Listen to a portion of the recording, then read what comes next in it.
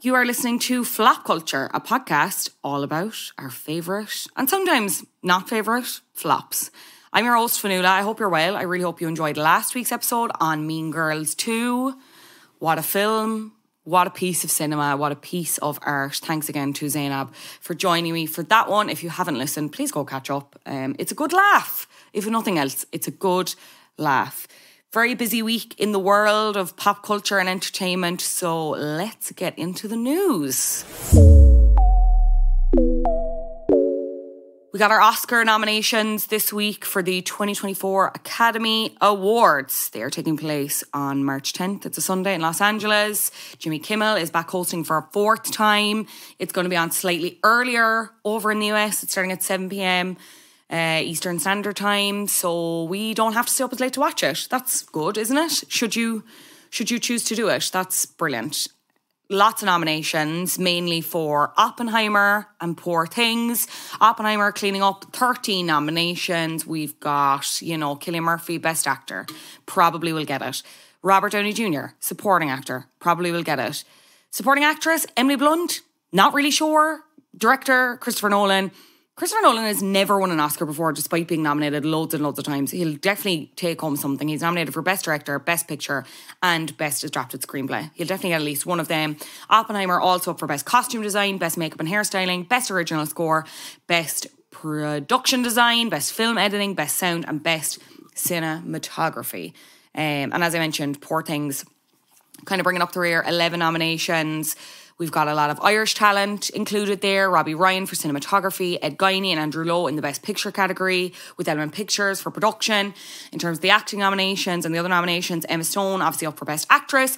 We've got Yorgos Lanthimos up for Best Director, Best Supporting Actor. Mark Ruffalo, I know, friend of this parish, Brian Lloyd, was saying that was kind of a little bit of a shock, but from what I've heard, still haven't seen Poor Things, I will, but from what I've heard, his performance in this is absolutely brilliant.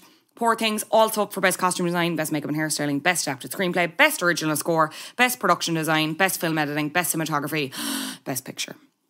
But you don't care about that. I know you don't. You want to talk about the snubs. I know you want to talk about the snubs because it's all anyone can talk about. The snub discourse this week is off the charts. Let's talk about the Barbie of it all. Let's talk about the poor Barbara of it all. 8 nominations, no mean feat. No Best Actress nomination for Margot Robbie, or probably more shocking, if I'm being completely honest, no Best Director nomination for Greta Gerwig. Greta was nominated for Best Adapted Screenplay, but yeah. Snub City for the girls. Okay, here's why I'll say why I'll say Margot Robbie, the snub is like less surprising. Extremely competitive category this year. And I feel like it's going to be, if it's not going to be Lily Gladstone, which I think it will be for, I was about to say Oppenheimer, Killers of the Flower Moon. If it's not Lily Gladstone, it's going to be Emma Stone for Poor Things. The Greta is the big surprise. Now I will say, not to toot my own horn here, because it's tooting my horn in a way that's like, not great for women, and it's not really, but whatever. Based on the previous award ceremonies and how Barbie has kind of been, I feel like there was a thing where it's like, of course Barbie will be embraced by the awards. Of course, whatever. We've seen it kind of be left out in a lot of major categories this entire award season. And the Oscars were coming up and I was kind of like, I don't think it's going to be recognised in the way people want it to. I said this, I'm on record saying this. I was like, and it's not that I think that it should be left out. I think you have to take into account the box office achievements, like over $1 billion at the box office, right? Generally, critically, very beloved. I loved it a lot. I think so much of it worked so well. And I think this film will stand the test of time. I'm open to correction on that. However, if you were just to base it on the past award seasons, it kind of hasn't been embraced as wholly as I think people thought it was. So the Oscar nominations are going up and I said, you know what? I'm not sure about this. I think it's definitely going to be up for songs and stuff like that, which we'll talk about in a second.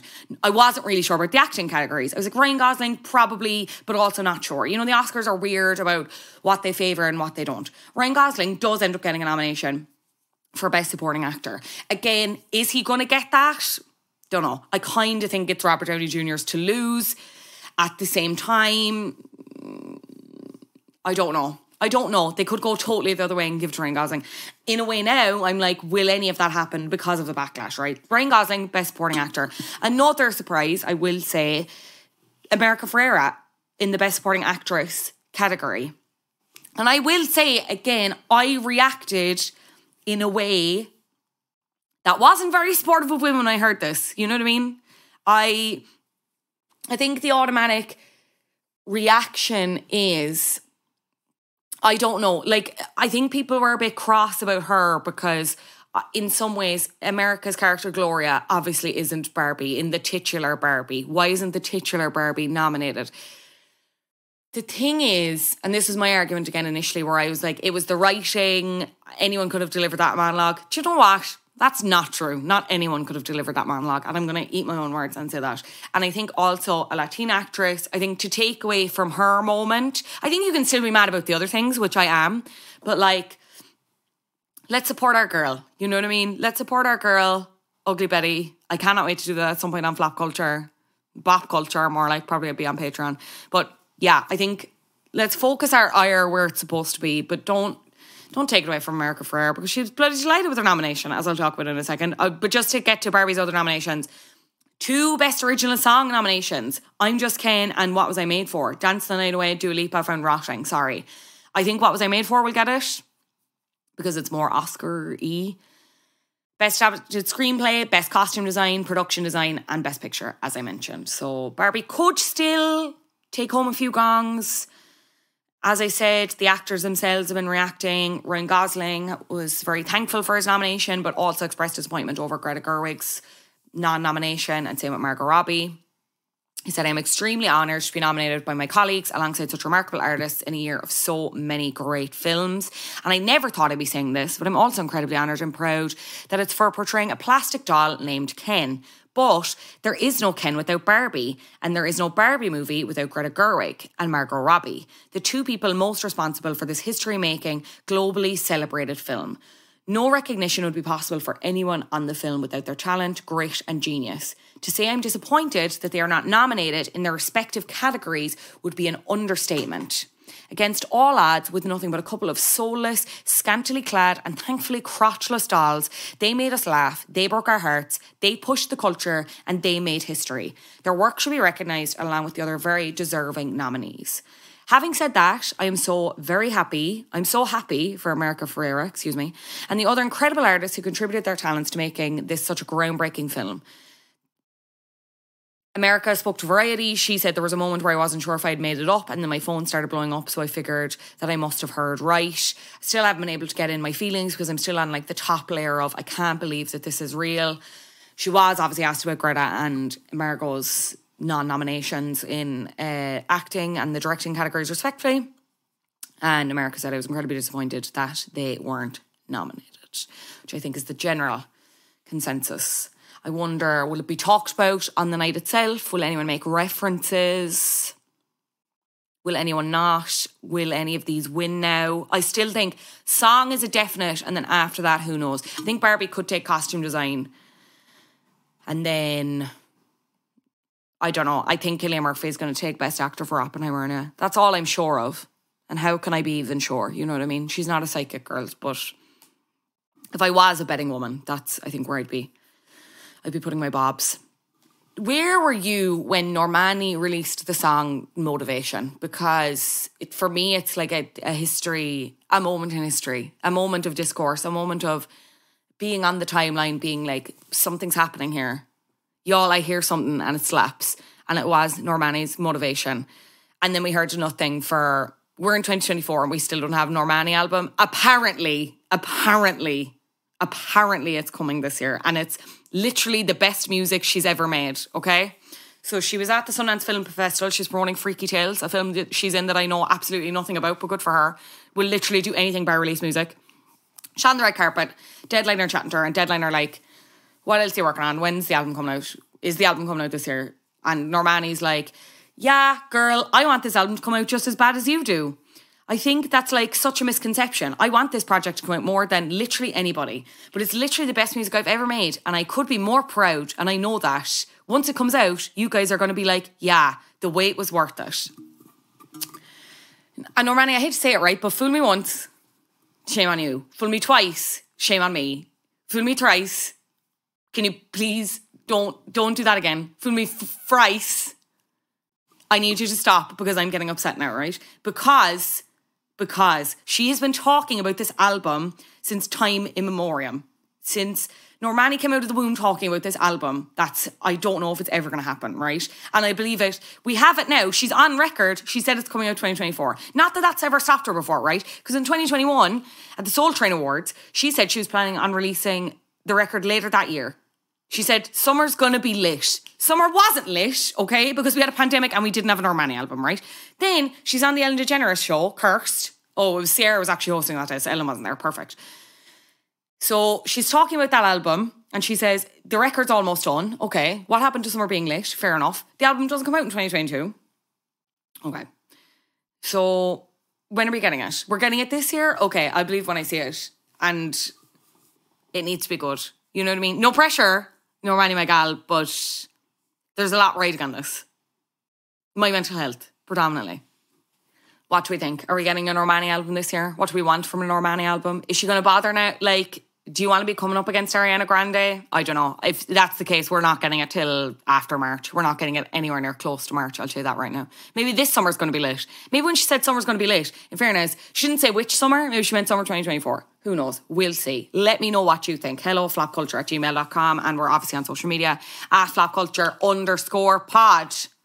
Right, that's enough of that. Let's talk flops.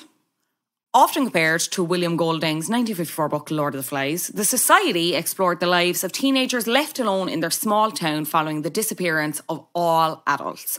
The high schoolers of West Ham faced plenty of drama in the season, but the real drama came after, when the show was cancelled due to the COVID-19 pandemic. Viewers created a Change.org petition asking Netflix to renew this series and spoke about their desire to watch another season on social media to no avail. Which begs the question, where could this story possibly have gone? Joining me to discuss The Society is assistant producer of Crime World and producer of Beast, The Murder of Nora Sheehan, Clodagh Meaney. Enjoy. Clodagh, you are so welcome to Flop Culture. How are you doing? Great, thank you. Thank you so much for having me. I'm thrilled, right? And I think this is an interesting one because I'd never heard of the show and I went into it, what's the word, like slightly nervous because I wasn't sure if I was going to be fully on board. Okay. But I am, and we'll get into it. So what did you pick for your flop? I picked The Society. So it's a Netflix show that sadly only had one season. And what a season it was. Like, it's just, for anyone who's not familiar, can you explain the premise of the show? So the show basically starts with, there's like these kids in a small American town. It's very picturesque and it's in New England. And basically there's a smell in the town, right? And there's this argument that they're like, oh my God, the smell is back, the smell is back. So, you know, there's these shots of their parents kind of trying to sort it out. One of the parents is the mayor and they're speaking to this guy. And what happens is they end up saying to the kids, or saying to the parents, we'll take the kids out of town away to the mountains to get a break from the smell. But what happens is there's like a storm and they're all asleep on the buses. There's like a load of buses and they come back to the town. They wake up and they're like, sorry, there was a storm. We're back home. They get off the buses and they're like, can't find anyone. There's nobody there to meet them. There's no cell reception. They can't get a hold of anyone and all the adults are gone. It's incredible. It's so... Okay, because I'm going to be honest, right? They obviously have a lot of work to do in the first episode because you're introducing all of these teenagers and all their personalities and the different relationships they have or potentially don't, like who likes who doesn't like who, and the kind of hierarchies and stuff like that. So initially I was a bit like, I don't know about this. And then you get to episode 3 when they're in the midst of rebuilding their world and and building a society, hence the title. And shit starts to hit the fan. And I was just like, oh my God, this is so much more. It is a teen drama, but like it's so much more than that. And even thematically, what it covers is so strong. Yeah. Are you usually drawn to shows like this? Like, were you a Lost girly? Did you watch, like, this reminds me of The Leftovers, which I haven't watched, but it's a very similar premise, but like with adults, and also only ran for 2 seasons as far as I'm aware. No, I've never seen Lost. I mean, a lot of people compare it to Lord of the Flies as well, which I've never read. Yellow Jackets is another one that gets a lot of comparisons to it. I started Yellow Jackets and never went back to it. Did you watch Yellow Jackets? I did start it, and again, couldn't go into it. I just can't do cannibalism. Fair, yeah. That's a fair statement to make, you know. I just can't do it. It just makes my skin crawl. So I was like, no, I'm not doing this. Yeah. So maybe I'll revisit it at some point. Everyone says it's very good. I'm sure I'm going to get a few messages now being like, you need to go back to Yellow Jackets. But okay, but you wouldn't usually be... How did you come across this then? So I think I started watching it like literally the week it came out on Netflix, because I'd been at home. I'd had my appendix out, so I was at home, and literally my job was to sit on the couch for 2 weeks and watch television. So I found it, and I just binge watched it in like a day because I had nothing better to be doing, and was just completely hooked and obsessed with the idea of, and I suppose, well, there's a murder in it, so that's like so on brand for me. And I just really enjoyed how, I suppose, the whole idea of them like trying to make this society as well, it's very stressful. Like, I put myself into that situation so many times thinking, oh, what would I do? And I'd like to think I'd be like on the government or trying to do something, you know, to help them, but I'd probably just be like run amok. And I'd fully be looting. I'm going to say that right God, now, yeah. 100%. You leave me alone with a load of shops, abso-fucking-lute. There isn't going to be a can of Coke Zero left. Yeah, exactly. It's like, rinsed. There is a lot of that at the start as well, and they decide that they need to, so they introduce like a mayor, and they have like elections, they have a court, they have a trial. So it's very like, there's a lot of, I suppose, the beginnings of like them figuring out their own criminal justice system, but there's also them figuring out their own political system as well. And I feel like maybe there's some sort of secret message about the Trump administration in there somehow. Like at the end, we see they kind of revolt against their mayor, and there's probably some really intelligent political message in there, because they're like, oh, we're going to revolt, and we don't like the rules and whatever, and like everyone's getting really angry, and they're like, yeah, but then they have no real solution to the problems that are being caused. Yeah, accusations of voter fraud. Yes. All of it. But then I wonder, is that potentially one of the reasons why it flopped and only got one season? And also the fact, like, the release schedule in which this came out, like, this is a COVID casualty, I feel, unfortunately, because I think it was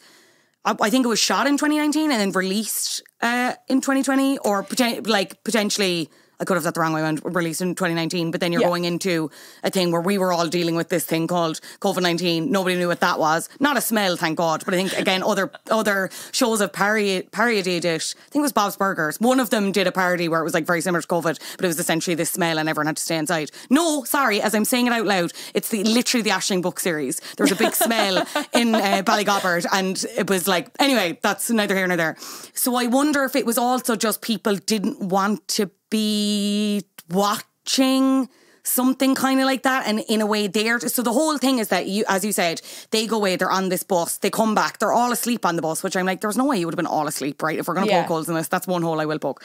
They come back, and as you said, the parents are gone, they've no reception, they've no internet, they've no contact with the outside world, and the town that they're in is now suddenly covered with forest, so they can't even get through. So there is that element of like feeling trapped and feeling caved in. The difficulty is, because this was a streamer, so it was originally been pitched to Showtime, which is a network in the States, but the difficulty with it being on a streamer is we actually have no idea how many people watched. You'd imagine the numbers were decent because initially it was renewed, but then it was basically, because COVID went on much longer than anyone anticipated, their argument is that the costs were going up, so they couldn't move the show forward, even though the season ends on like the most just devastating, infuriating cliffhanger for every single character in this show. Yeah, it's really, like, it is, I suppose they did cancel because of COVID, but like, I don't understand why he just hasn't gone to another network. Like, I was just saying this, if I was going to write to him, the writer of the show, and be like, have you thought of going to another network, as if he hadn't thought of that? I'll co-sign the letter. I need to know what happens. I need to know what happens, or write a book, or like,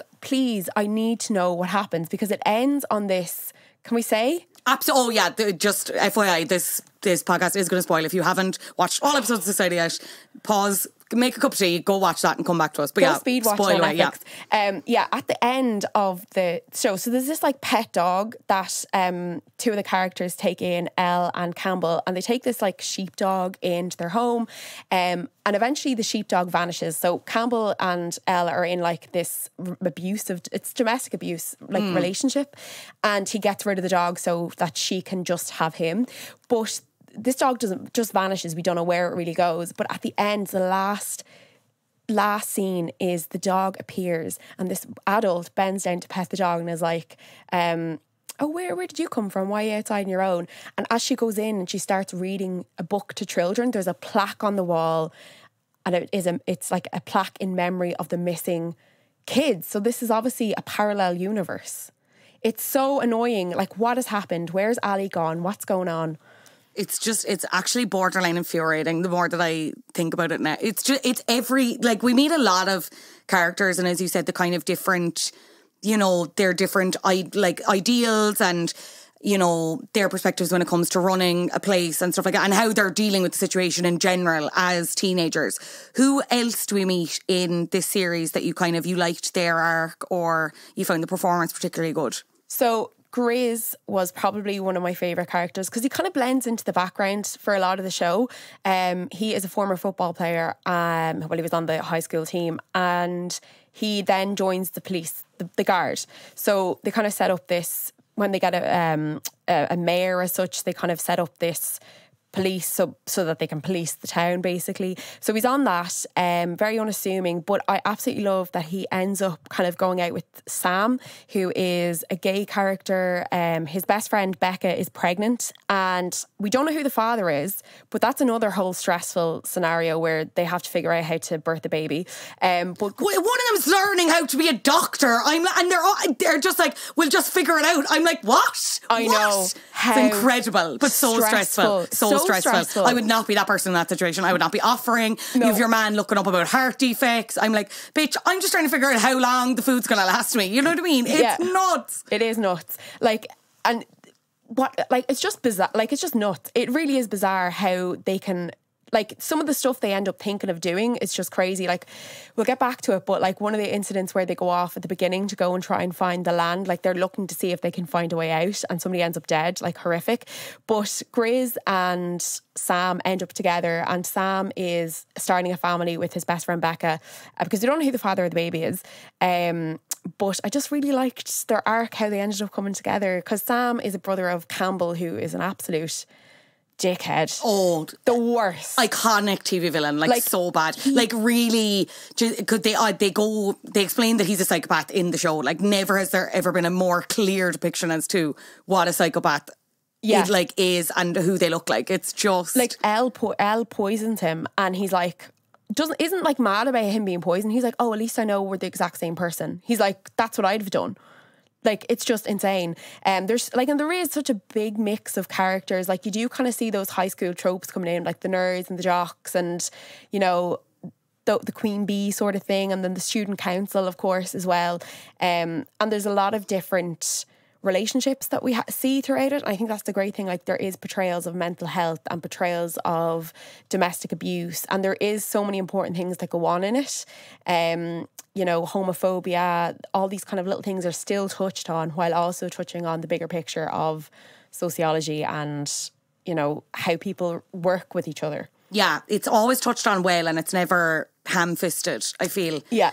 Sam and Grizz, when he's learning the sign language to try and communicate to him, and he's like, will you teach me the sign for I want to kiss you, whatever. I was scared, and I was I had to watch in silence because Kim was asleep. I was chewing my knuckles. I was I'm obsessed with you. And then the whole complication of he's pretending to be the baby's father, but he's not, but obviously they're not letting that on. And then I'm who is the father? And Grizz is just trying to deal with that, and he's trying to come to terms with the fact that he's gay, and he's public out about it, and he's potentially met someone.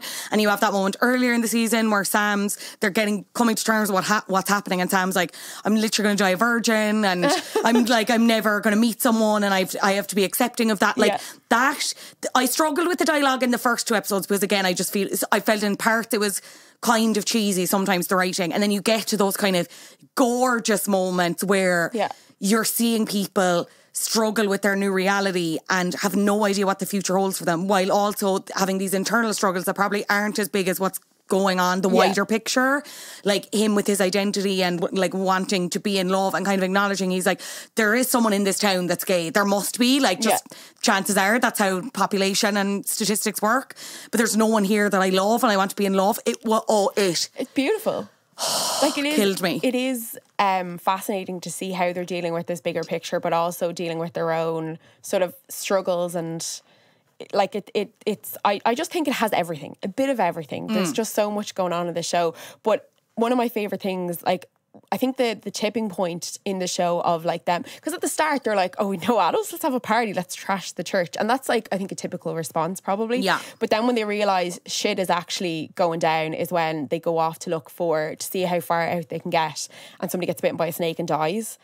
Now, I will say, a bit random, no? Like, what? Like, I know we're probably jumping ahead, but like, what do you, because we know it ends on this massive cliffhanger, and like, it's told throughout that they reckon they're in a parallel universe. Like, that's from their investigations, that's as far as they've gotten.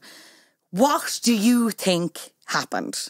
I really don't know. I do think it is a parallel universe. Now, the guy Pfeiffer, who's the bus driver, I do think it's a play on the Pied Piper of Hamelin. So it's West Ham. Okay, yeah. So the Pied Piper, basically, what happened was, so they find out, they go through the mayor's office and find these documents, and they find out that the reason the smell came back, they conclude, is because the guy they paid, or the guy they'd asked to take away the smell, they didn't pay him properly. So there's like photographs of them taken on this bus as they're leaving to go out of town, like, you know, they're messing or whatever. But in the background, they see the bus driver and they realise, they're like, oh my God, Pfeiffer, that's the guy we'd seen outside the offices before we left fighting with our parents. And Pfeiffer is a literal translation in German as Piper. And again, it's West Ham, Hamelin. So the Pied Piper of Hamelin, I think he was paid to get rid of the rats in the town, and then he was supposed to be paid, but they didn't pay him. So instead he came back and like lured the children away, which is kind of a parallel of what happens here. And there's a lot of like, there's a lot of more like symbolism, like Christian Bible stuff that I don't understand because I don't really know. But I feel like a lot of the American audience would be like, oh yeah, the Bible, or this story of whoever. And they're able to get that. But there's so many like, so much symbolism throughout the show from different things. So I reckon that's obviously part of it. I think they're in a parallel universe. I mean, because we can see that there is like this mirrored town, but how they got there, and how they're going to get back, and how they kind of cope. Like in the last episode, they're talking about how they're going to run out of food, they're not going to make it to the next year, and like, are we going to start turning on each other? Like, they're like, no, we're not going to make it that far to eat each other. We're going to make it as far as we're going to start killing each other. You were like, thank God, because I wouldn't be able to watch. Honestly, yeah, thank God. Because I think if it did get to season 2 and they started eating each other out, I'd be bowing out. I can't do it. Oh, yeah. It's so frustrating just how many like open threads there are. And I'm just kind of like, okay, we're done now. You have enough money. Just do a 4-episode like limited series. Yeah, like a year in the life, like Gilmore Girls. Just a little small something to tell us what the hell happened. I wonder, like, I went kind of bigger conspiracy brained in that, like, did the mayor, was it a trade-off with the children to make the smell go away? Like, do they know more and they're letting on the fact that something horrible happened and they died, and they're doing the whole fake memoriam thing to let on? You know what I mean? Yeah. Because then there was also, this is where it gets confusing if you haven't watched, but again, I'm presuming everyone has watched if they're listening. There's that other plot line involving one of Kelly's parents and Harry's parent. They are having an affair. Yeah. That was kind of bizarre. Like, that doesn't really go anywhere. No, but again, it's hard because I feel like they were just throwing shit. Okay, that sounds dismissive. I'd say they had a lot of things in mind with the hope to extend it to probably at least 2 seasons, because I don't know how you'd wrap everything up in 2 altogether. Yeah, so I think it was just a thing of, oh, we have all this time, and then it was like, oh no, actually we don't. You know what I mean? Yeah. I don't know. I like, that is the thing. I would love to know. I really want to know how they kind of, I suppose again, the interesting thing about it is how they, you know, get together as a community and how they're kind of setting up their own political system and stuff like that. And I would love to see how that goes, because they also end on a cliffhanger on that. Like, are they going to revolute? Are they going to revolt? Or are they going to start sending each other money? Weird. Have you signed up, you know? I can get €50 for that. But yeah, it's just like, I don't know. I feel like it can go in so many different places as well. The Pied Piper had so many different endings to it. So if they're still going on that trajectory as that as their story, it could go pretty much anywhere. We talked about the death that happens kind of fairly early on in the season, and honestly, I was gooped. There's a couple of like genuine gasp moments got for me. This was the one. Obviously, Cassandra, who's played by Rachel Keller, she was kind of established as the protagonist, natural born leader. I mean, does really well in school. The jocks and like the fucking cool boys don't seem to really like respect her, but she's the only one with a head and shoulders. Yeah. And I was like, right, let's put a system in place, whatever. She's this younger sister. They all go to prom. Every good show has a prom episode as well, I will say. Yeah. Classic. Loved this. After prom, she is shot and dies. Gagged, gooped. I was like, oh, what the fuck are they going to do now? She's the only one with literally a brain cell between any of them and any practicality. She also had this kind of burgeoning love story with their man Gordy, who was researching heart defects because she has a congenital heart defect, and like skipped her checkup to go on this trip, which again, that's another insane plot point at the start that I was a bit like, really? But anyway.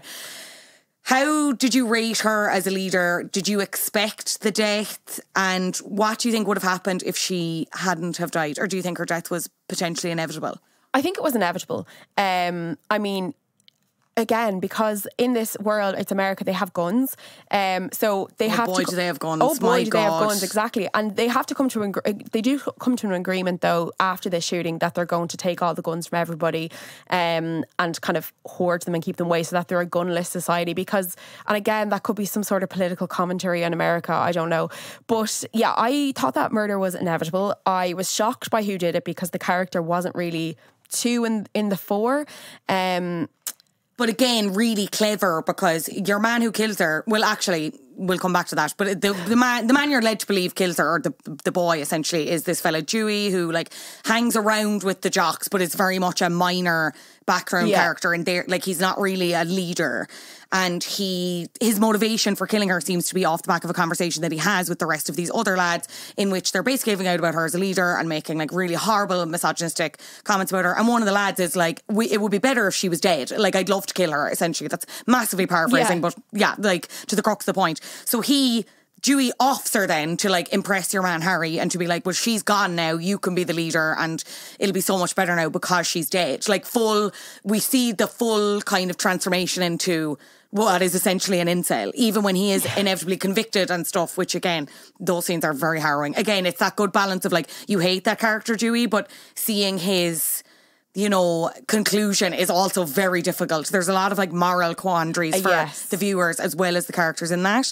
I just thought that was very, again, it goes back to that thing of touching on a lot of societal issues without feeling like really cheesy. It's just very well done and very believable. Like thankfully I don't know any of these people, but I know they exist. Like, and I know they're online and I know they're offline as well. I know they exist in real life, you know? Yeah. Like Dewey, the character, I think he does play it really well. I suppose it was inevitable that she was going to be killed. And again, I don't know if I would have expected it to be him. I suppose it does make sense. I mean, everyone thought it was going to be Campbell because he is literally the worst person in the society. He might as well have evil tattooed on his forehead. And fair play to that actor as well, because he just like personifies it. His name is Toby Wallace. He menacing. Fair play to the hair and makeup team as well, like, because whatever they did, he's just... He kind of looks like a werewolf almost. Yeah. Like, he's got that kind of, But, yeah, Dewey, I mean, what happens to him in the end, like, they have to kind of reckon with their own moral compass in terms of they've convicted him and now they have to deal with him. And you see Ali, who's Cassandra's sister, going through a lot of kind of like, what do I do with him? She's taken over interimly as leader and kind of mayor or whatever. Yeah, after Cassandra dies. And just so many, like, it's so unethical of her to be the judge of her own sister's murder case. Yeah. Let's just say, but she has to kind of reason with herself and figure out, and everyone's pressuring her to kill him, to execute him. And we do see this scene, which again is just so, and what would you see yourself in that situation almost. I think that that's a really good thing that the show does, is because you are going to relate with one or some of these characters in some way. You could put yourself into their shoes, but just seeing these guys, you know, they're all kind of they're ready. They have to execute him. They have to kill him. There's vomiting. You know, it's all horrible. The shots go off. But he survives. So we see Ali herself just taking the gun, and she's like, "It has to be done. It has to be done." And I feel like that was something again she had to do to kind of keep that upper hand and kind of show people like we can't go around murdering each other. We have to try and build what we have and stay safe. And I think that was a key thing for her to do, but that was such a pivot for her as well, I think, in her character, to go from being someone who was so afraid to being the person who now actually had to carry out an execution. What did you make of her as a leader? Oh, I mean, it was natural that she was going to step into her big sister's shoes. Kind of a poison chalice though, because the show makes it very clear that they're very different even as sisters, and Ali's a bit wilder, I think slightly younger. Yeah. I don't think there's much between them. She always felt she was living in Cassandra's shadow, and Cassandra didn't even kind of initially put her in a leadership position when they did start to establish the society. Yes. I don't know, like I found it initially very hard to warm to her, and then as it went on you can see like she struggled so much with the decisions, and then also putting myself in her shoes, I wouldn't know what to do with that power. It's so difficult. Yeah, like she has almost absolute power over the society, because she then sets up this thing. You know, they have like a committee on going home, which I think is really great, and they go off out to try and find out not only what's happening with regards to where they are, like can they get out any further, can they find land to farm, but also trying to figure out what actually happened. So they go and research, and they're like, oh, the moon should have been this place or this place on a different day. And also the guy comes up with the idea that they're in a parallel universe. But because she kind of has that absolute power, she has this guard who kind of do her dealings for her. And she finds it as well hard to discipline them. I mean, there's a scene where they arrest a girl and she gets her period, and they make her change in front of the guards, and they complain, but she won't punish them for it. So she does kind of, I wouldn't say become corrupt, but I think people get so fed up with living by these rules, and you would get a bit annoyed. They all start eating communally, and they all have to start doing work rosters and stuff like that, which these are very privileged kids. They probably had never had to cook a meal for themselves or do their washing or any of that sort of stuff before, and now they're finding the situation where they have to do it. So they're trying to like revolt against her. Only one of the characters is kind of ever put forward as being from like an underprivileged background. That's Ali's love interest. I cannot remember his name off the top of my head. And he's with Kelly as well, and you never know whether, like, he's kind of between the two of them for the whole season. Yes. Will. Yeah, Will is the only one who kind of comes from an underprivileged background, and he did speak before about how he was an orphan, and he was like, but now everyone's an orphan, so I'm on even footing with everyone else. The only thing that the show doesn't really deal with, I think, is the issue of race. Like I was going to say that. Yeah. I'm like, in some ways it's very diverse, and in other ways it's still a bit like, initially I was like, I cannot tell the difference between the three white lad jocks. I was like, you could be a Daryl, okay, any of you could be anyone at any point. Like, a lot of them do blend into the one person. I think Will is the only person, a character even, and I suppose there is another one. Is it Kelly is her name, or Lexi? Yes, yeah. And she is the only other person of colour, but there is the topics of homophobia and misogyny, like you said, domestic violence. There's so many little things that are touched on, but race isn't one of them, which I do think probably is a letdown if the show is supposed to be, and again, I don't know, but some sort of political commentary on America. I think that would have been a huge oversight. Yeah. Who do you think is Becca's baby daddy? Because as we mentioned, she doesn't say who it is throughout, and we're kind of left to assume, and Sam kind of steps into the position of father figure, and anytime she's asked about who the father is, she gets very kind of confrontational and is very much adamant that she's never sharing that. Do not ask her. Who do you think it is? Yeah, I don't know, because half me thinks, well, maybe it's one of the boys that's there, but then I'm like, it could be an older man. Yeah. Like, that's where my thought is going. Like, if they want to, they might want to touch on those sort of issues. And again, they don't really have, because there's no adults there, there's no real, like, it's touching on these teenage issues, like teen pregnancy again is one of the ones that they get to cover, without having the kind of the complex nature of adults. So I don't know if they're going to be saying that it's an older man and that's something that they want to touch on. That could be something else like grooming that they might want to go into. I don't know. I would like it to be somebody, if we get a season 2, when we get a season 2, When, manifesting. don't say if, when we need it, yeah. When we get a season 2, I would love to find out that it's somebody that's there and see how that relationship will go, especially with Sam now stepping into that role. Yeah. It seems so unlikely, but I was reading a couple of things that suggesting that maybe it's Campbell, but like I'm like, how? You know? Yeah, if it was Campbell, I Unless could see her there be was like, don't awful, ask me. Yeah, I don't want to admit to that. horrible coercive situation again, which again I'd imagine they wouldn't shy away from. But I'm like, I'm not sure I want to. I just want Becca to have a nice life with her, with her baby and her house and her gay best friend, husband, father. Exactly. Oh, that divine, would be nice. Divine. I don't think much of them went on to do. Your one who plays Ali, Catherine Newton, she was in Pretty Little Liars. I never watched that, so kind of went over my head. But it just occurred to me, your man who plays Grizz, Jack Mulhern, was in Mare of Easttown. And it was wrecking my head because I was looking at his face. I was like, why do I remember you? Mare of Easttown. What a show. I need to rewatch that. I've never seen it. Oh my God. You need to. Especially with your interest in crime. Okay. It's very good. Okay, I'll give it a go. It's genuinely, and I need them never to reboot it and never do second season because that first season is perfect. And Kate Winslet deserves everything in the world. That's She's the just thing. flat out vaping in it. Just, it's so good. What if they do a second season of The Society and it's shite? Then I'll just pretend it didn't happen. Yeah, exactly. You know what I mean? The only other one as well was Olivia de Jong. She played Elle. She went on to play Priscilla in the Elvis movie. Yeah, I was like, your Looking at me face like is yeah. irritating me in the sense that I can't place you. Oh my God. Yes. There you go. Yeah, and then Sean Birdie, who played Sam Elliott, he was in a TV show I used to watch called Switched at Birth.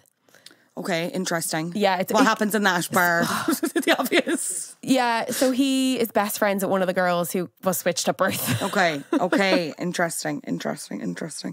A lot of decent reviews for this. Like Rotten Tomatoes it is an 86% approval rate. I know Rotten Tomatoes isn't the be all and end all, but in terms of the critical consensus, it says an intriguing tangle of mystery and melodrama. What the society lacks in levity and at times clarity, it makes up for with its surprisingly thoughtful exploration of community, culture, and what it means to grow up. And then another review that I pulled from Stylist that I thought kind of best encapsulated what works so well about it is.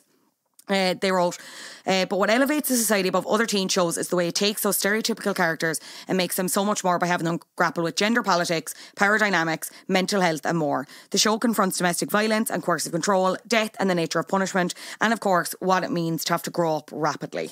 Yeah. Nail on the head, I think. Absolutely. Like that is, again, one of the, like there is just so many interesting facets to this. But the idea of them as well, coming from this real privileged, they're not overly privileged, but they are privileged to an extent, and having to sort of deal with not having parents anymore. And I suppose as well, there's a lot of sad moments where Ali has called her mom and is leaving voice notes and stuff like that, or voice messages for her. Because at this point, like, presumably if they're in the parallel universe, the parents think they're all dead. Yeah. But they're not. But then it's also like, oh no, but your other daughter is actually dead. She got shot because some lad was just decided he hated women. Perfect. Like, yeah, that's hard. Like, again, like if they go back to reality, how are they going to get there? Like, if it is a parallel universe, they may never.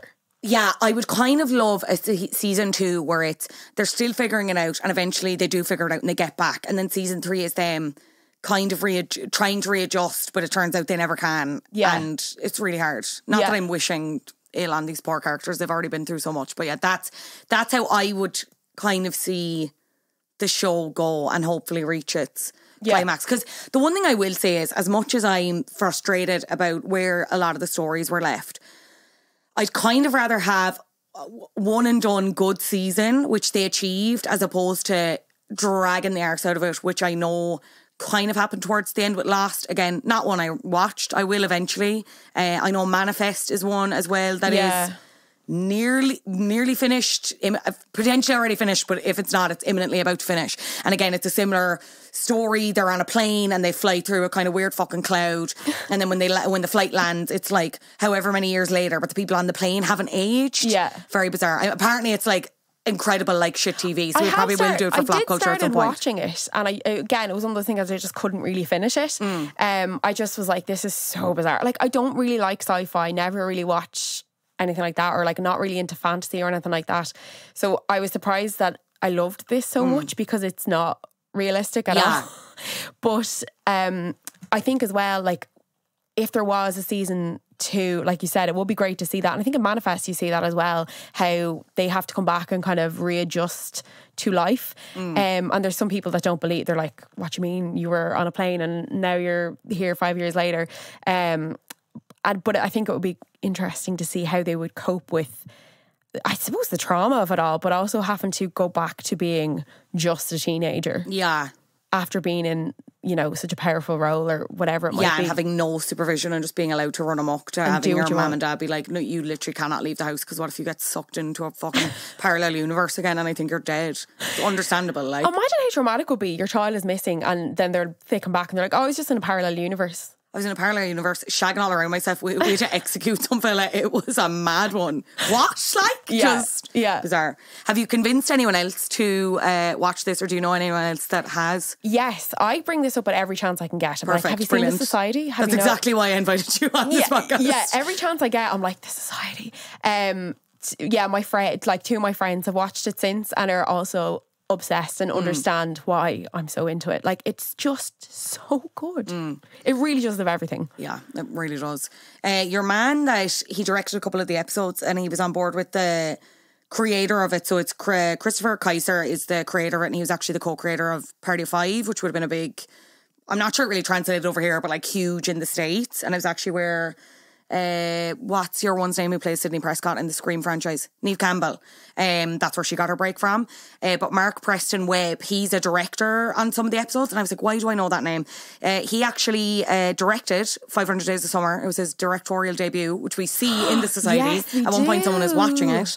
And he also did the Spider-Man reboot with Andrew Garfield. So he did the 2 of them and then developed the most recent one with Tom Holland, No Way Home, where they all come back. Sorry if that's a spoiler, but also it came out like 2019. I don't care. I don't care, superhero people. But yeah, also directed a video for Snow Patrol before. So there's your Irish connection. Maybe that's how we get in. Maybe that's how we get in. You get to go through him and go back. But like, does someone have a contact for someone in Snow Patrol that surely can be like, hey, I'm actually don't give a fuck about any of you, but can you give me a contact for Mark Webb? Because I need like even just the scripts. I need an email back saying what was going to happen to every person. Fine, perfect, done. Oh my God, yeah. And I feel like because the script was already written, it has to be from there an easy enough task to go to other networks. Like, I don't know anything about television production, but it can't be that hard. Yeah.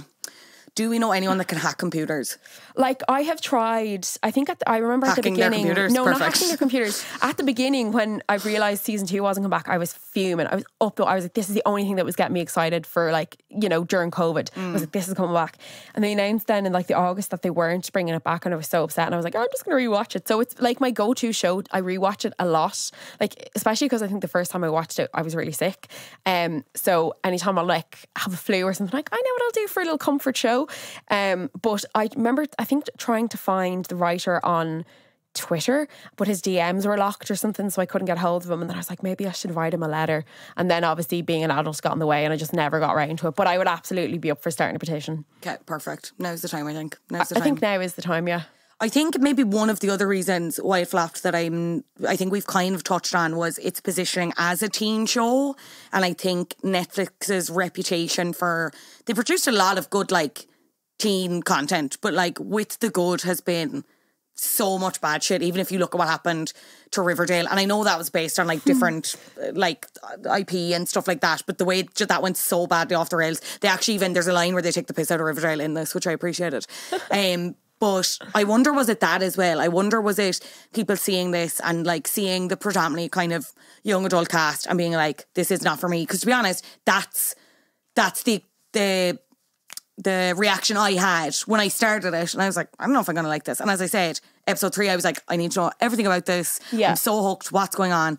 But I can imagine it would have been a barrier for some people. What do you reckon? I do think that will be a barrier, absolutely. I mean, I'm the opposite. I absolutely love like a YA teen drama, like a bit of high school drama. I love it. Yeah. So that's probably what drew me into this as well.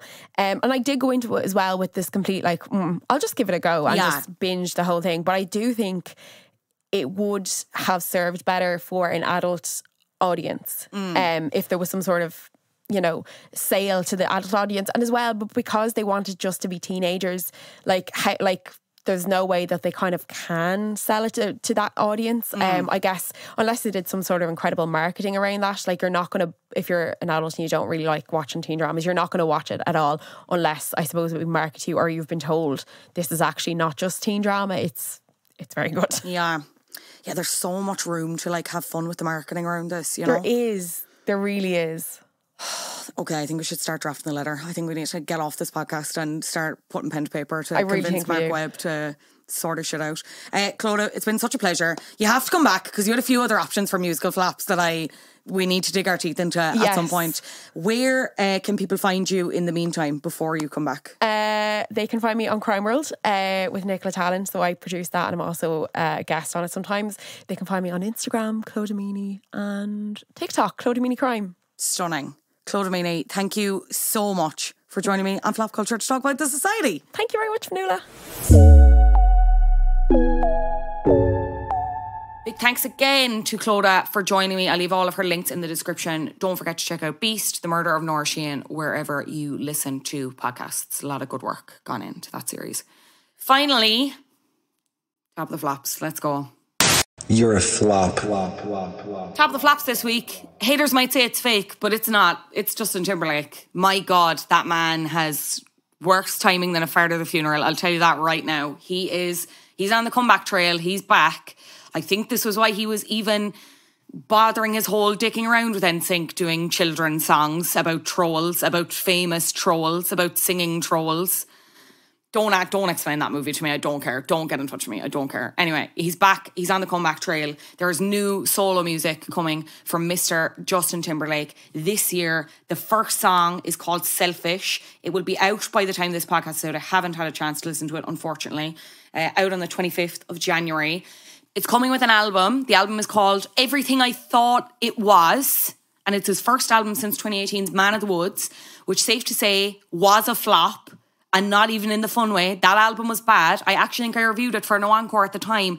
And I think at the time, I was way more generous about that album than I should have been. That it was just like, it was an advert for Timberland boots, you know what I mean? And walking, do you know what I mean? And hiking and fleece jackets. That's all it was. There was nothing, no substance to that album. I'll tell you that right now. But go back and listen to my review on No Encore if you're really interested.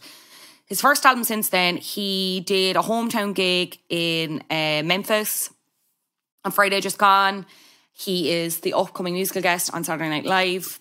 He's teasing this record with his Reptile co-star, Benicio del Toro, doing this whole kind of funny, like... I'll send a clip to Adam to put in because it's a bit like Benicio del Toro is narrating this thing and it's like, here's a car. There's Justin. What the fuck is he looking at? It's supposed to be like real, but look at the lads. And they're so self-aware and it's just, nothing has ever screamed more or lack of self-awareness. This whole rollout, I think it's so strange. What do we have here? Ooh, that's a nice car. Wait, it's a model. Did that say JT? Okay, that sunset is definitely not real. Ah, there's Justin.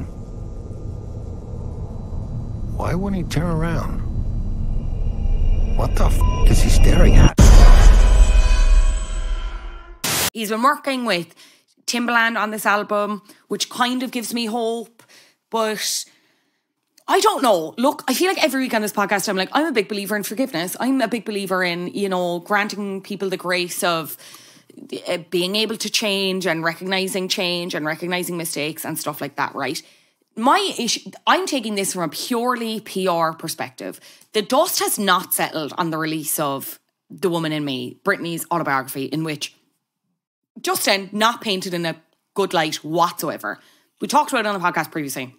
There's claims in that book that he pressured her to get an abortion, ended their relationship by text message, and kind of unfairly painted her as this villain, right? Now, I will say, there's two sides to every story. Everyone has a perspective. Some of that, incredibly damning, right? That wasn't that long ago. I'm not good at maths. I think that's less than 6 months ago that book came out. I'd be pretty sure. I'd be pretty confident. I I don't know what he's thinking. I don't know what his people are thinking. I think there could have been a way to pull off a comeback with more time, with more space, with a bit more separation. I think this is incredibly risky, because if you're even to look at the comments, which are restricted on his posts, actually I think that comment was deleted. There was a comment, oh no, it wasn't deleted. I thought I was trying to look for the comment that I'm specifically referencing, but it just seems to have been like buried under kind of more positive comments about the album. And also people being like, please, for the love of Christ, don't do Man of the Woods again. Lots of comments. We cancelled you when the book dropped. Nice try. I'll pass, as have lost all respect for this man. Someone just commented, keep it. I like it. That's to the point. I mean, oh my God, someone commented, inspiration evermore, Taylor Swift, lol, because the picture, the artwork for Selfish is him, it's his back and he's facing out onto a sunset scene. Guys, how do I tell the Swifties that Taylor Swift didn't invent standing or facing away from the camera? Can someone else tell them? Perfect. Enjoy that responsibility. Look, I don't know. Will I be listening? Yeah, out of morbid curiosity, of course I will. I'm a journalist, guys. I'm committed to my job. That being said, not being funny, if this man's going to give me another Future Sex Love Sounds, we will be streaming, girls. And you will never take that album away from me, no matter what has happened, what is said. Well, actually, actually, I better interrupt there in case something incredibly horrible happens. Future Sex Love Sounds. I need to get someone on to do a Bop Culture episode of that on the Patreon, because, oh my God. Damn Girl featuring will.i.am. Excuse me. Summer Love. Excuse me. Excuse me. Excuse me. If you haven't listened to that album, go listen to it. It is brilliant. It's a brilliant pop record, you know. Sometimes he has it. Sometimes he has it. What can I say? But I don't know, flop behaviour from his team, and kind of him, if he thinks he can get through this unscathed without kind of falling to his knees and actively, I don't know, being a little bit more apologetic than he already has been, and being forthright and being apologetic and not feeling like, oh, this is so annoying that I have to keep apologising. Nah, keep apologising. You've a lot to apologise for, you know. If you apologise properly the first time, then maybe you wouldn't have to keep apologising, you know. Anyway, that is it from us here at Flop Culture. Thank you so much for listening. Would you like more episodes? Well, you can get them. They're on patreon.com/Flop Culture. We've had a lot of new patrons. Big fans of Owen Keane. Obviously, Owen Keane was on last week. We were going through the recent award season. Maybe go back and see how right we got the Oscar nominations. He is on this month as well, talking about Saltburn. And we did a midi-sode, myself and Ciara Galici, on the end of the Kim Kardashian Hollywood game. And I have a few other episodes due out this week and before the end of Jan, so stay tuned for them. Hello to new patrons. We've got Kira A. Hello, Kira A. How are you? Hello, Deirdre C. Thanks for joining. Really appreciate it. And also Maria H. Thank you so much for being patrons. I really massively appreciate it. And I hope you're enjoying the content. If there's anything you want to hear, it's at flopculture_pod. It's helloflopculture@gmail.com. Wherever you're listening, I'd love a rating. Thank you to whoever gave the 2 reviews on Spotify to bring me up to 250 reviews. That's most pleasing to me, but I'd love more. I'm so greedy. I'm such a greedy girl. 5-star reviews, much appreciated on Apple Podcasts or Spotify. If you leave one on Apple Podcasts with your nickname, I will give you a personalised bop or flop recommendation for you on next week's episode, at the end of the episode. I mentioned social media. We're there already. Some of the episodes, you can watch them on YouTube at Fionnuala J. Go watch. If you are a visual learner, that's okay. We have something for you there. As mentioned, this has been Flop Culture. It has been edited by Adam Shanahan. I've been your host, Fionnuala J. I'm so excited to see you next week for more. Bye-bye.